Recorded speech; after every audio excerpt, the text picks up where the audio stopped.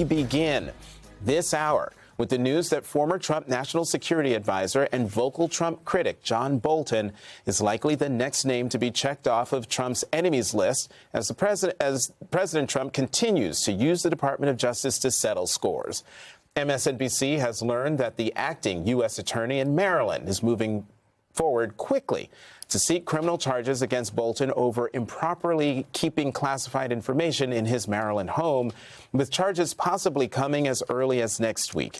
Two others have already been checked off of that list: New York Attorney General Letitia James, who was indicted on Thursday, and another vocal Trump critic, former FBI Director James Comey, who was arraigned in a Virginia courthouse earlier this week. Both come just weeks after Trump posted a message on his social media platform to his Attorney General Pam Bondi, directing her to prosecute them because, as Trump put it, they are all guilty as hell. NBC News has confirmed that Trump never meant for the public to see this post. He was apparently trying to message Pam directly and was surprised to learn he screwed it up, according to an administration official. It is just another example of the grossly inappropriate relationship Trump has with his DOJ, though in her congressional testimony this week, Attorney General Bondi would have you believe that her department is not working for the benefit of just one person. I pledged that I would end the weaponization also of the Justice Department, and that America would once again have a one-tier system of justice for all. And that is what we are doing in this country. Weaponization under Donald Trump has ended. It has ended.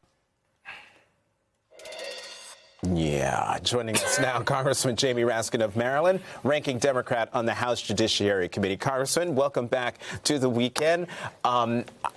It's still early in the morning, so I'm trying not to howl with laughter at what we just heard from the Attorney General.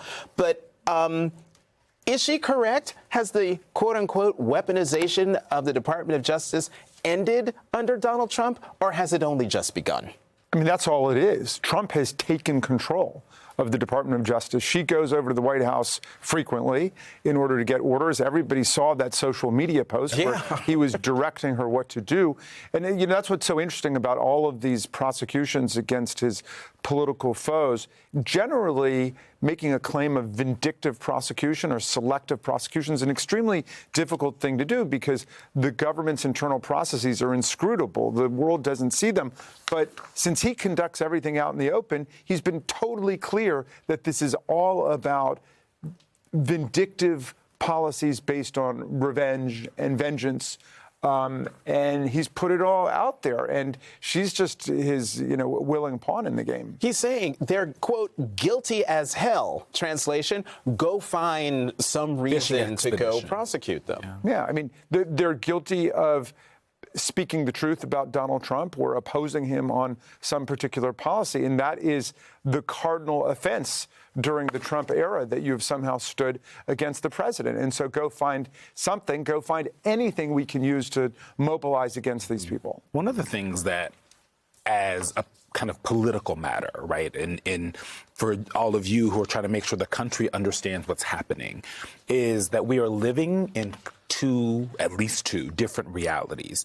And there's a set of the country who are getting a completely separate and different and wrong, muddied watered set of facts in this case, right? Donald Trump has said for a very long time that he's just going to do the thing to them that they did to me. And when you talk to Republicans, whether they're in the House, they're your colleagues, or folks that are just walking around and have voted for Donald Trump 3 times, they just believe that to their core.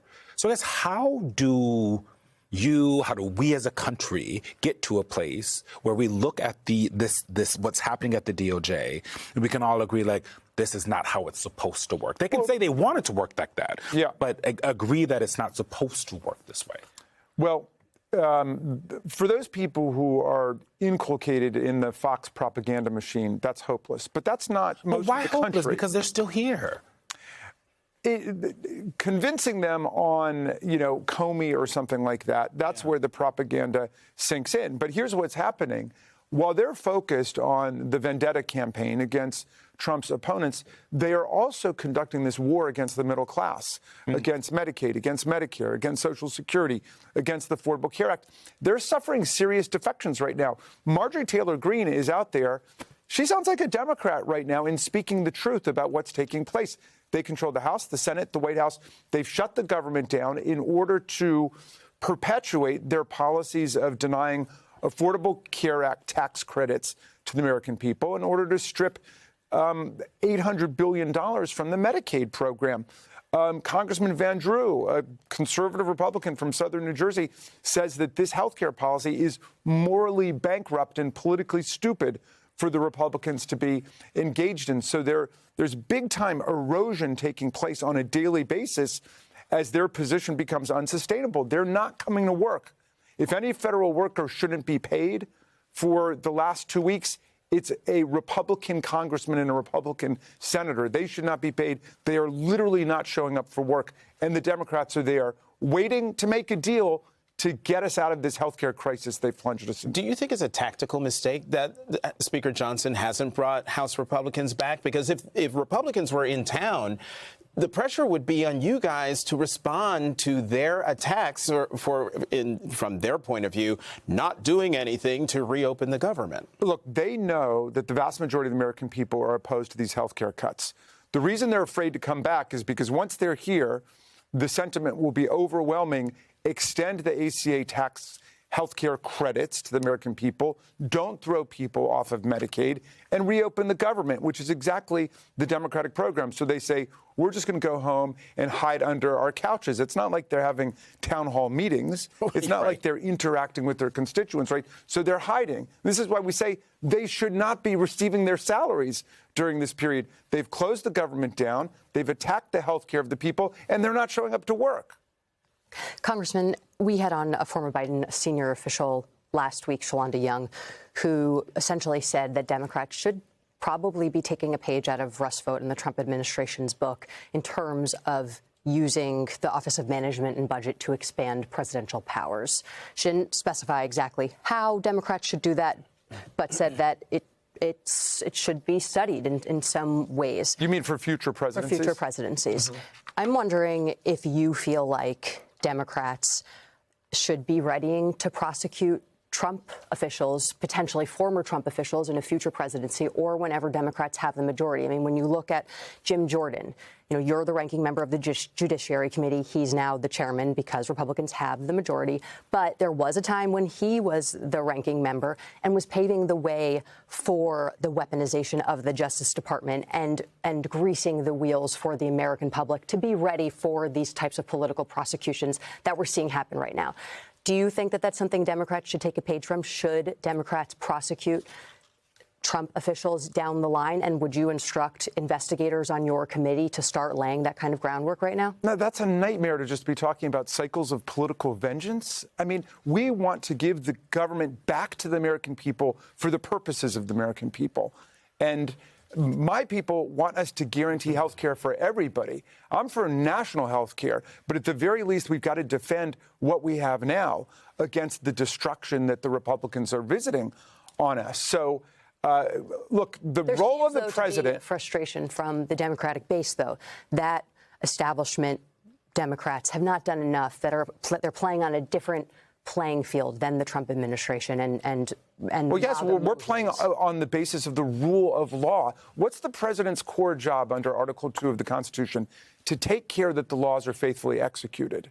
He's violating the laws. He's trampling the laws. He's rewriting the laws. He's impounding the money that we have appropriated for the Department of State, for AID, for the Department of Education. That's what they're doing. So I don't know. I didn't get to talk to Shalonda about that, so I don't want to miscast whatever she said. But it's not our role to go in and say, and now we're going to be equally lawless to them. We're going to build a program for the Democratic majority to win back Congress, and then we're going to implement that program. That's what the people want us to do. Congressman, this DOJ that we're seeing is like Richard Nixon's fever dream, right? Like it is the thing that when he went to bed, that's what he prayed for.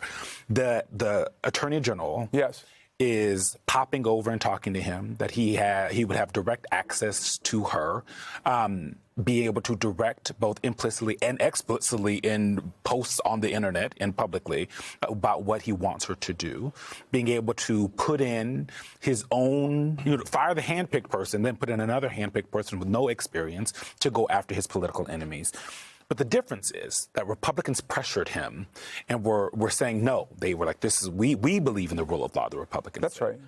How does the fever break? Because that's not happening now. What should we just expect that Republicans, your House Republican colleagues, never, ever break that fever, that they always just say whatever Donald Trump wants, Donald Trump gets, and that changes the country forever? Look, but our job is to go and build a commanding political majority in the country to take Congress back from this nightmare. But I will say that there are Republicans who are defecting on a weekly or daily basis from this, because quietly, it seems. Well, not Van Drew, not Marjorie Taylor Greene. I mean, look, we've got Nancy Mace, we've got Lauren Boebert, we've got Congressman Massey, we've got Marjorie Taylor Greene, who have signed a discharge petition for the Epstein files, which really blows the cover on their propaganda, because it's very clear they're the ones wrapped up with an international child sex trafficking ring. They're the ones who've been destroying the anti-human trafficking infrastructure of the U.S. government, in AID, in the State Department,